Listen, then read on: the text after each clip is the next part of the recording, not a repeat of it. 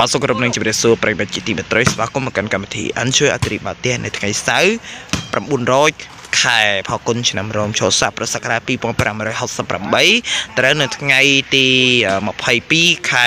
មិនិនាឆ្នាំ2025បាទនៅក្នុងសប្តាហ៍នេះការប្រកួតនៅជុចិត្តតទៅម្ដងការប្រកួតវីដកពីស្នាបាទ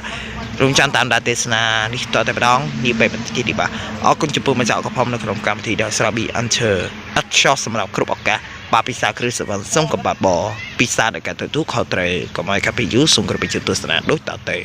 គ្រប់វិជ្ជាអលោកស្រីញ៉ាប្រិមត្តទស្សនាការប្រកួតសិតទី1ដូចទៅការប្រកួតវីដក2ស្មាតរត់តម្លាក់ស្វីមកកែស្វីមកសិនបន្ទូនាំមកគឺ4ទល់នឹង6អីយ៉ាចេញក្រៅទៅហើយបន្ទូ7ទល់នឹង4បាទឥឡូវនេះបាទដូបន្តែខានស្មាតបាត់ឆ្វេងមកតមកស្មាត2ស្មាតបង្ហេងបាទស្មាតរត់តម្លាក់ស្វីមកស្មាតមកឆ្វេងតម្លាក់ស្វីឲ្យស្មាតបង្ហេងវិញឲ្យតម្លាក់ស្វីមកសិនចាប់មកឆោបានកាប់បានឆោបានចូលមកអីយ៉ាកាប់មកស្វីមកអីយ៉ាតម្លាក់មកស្មាតរត់បាទស្មាតមកឆ្វេងតម្លាក់ក្លូមកស្វីបាទស្មាតបង្ហេងតម្លាក់មកចាប់បានពីស្មាតអូលេងមែនទេបាទកន្លែងនេះបន្ទូដូបានតែខានក្រុមស្មាតរត់បន្ទូ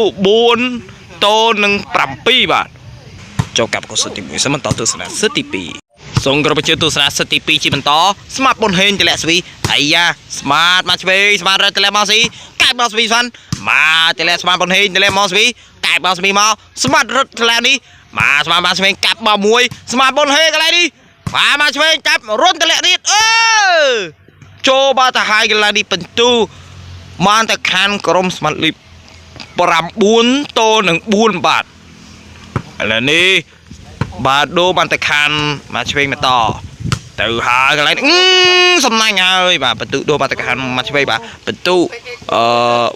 9បាទសាពេលវេលានៅក្នុងកម្មវិធីអញ្ជើញអធិរាជបាទទៀតបាទជាបន្តទីវិចោតជួបគ្នានៅថ្ងៃសៅរ៍សប្តាហ៍ក្រោយសិនណាពេលនេះសូមអរគុណសូមជម្រាបលា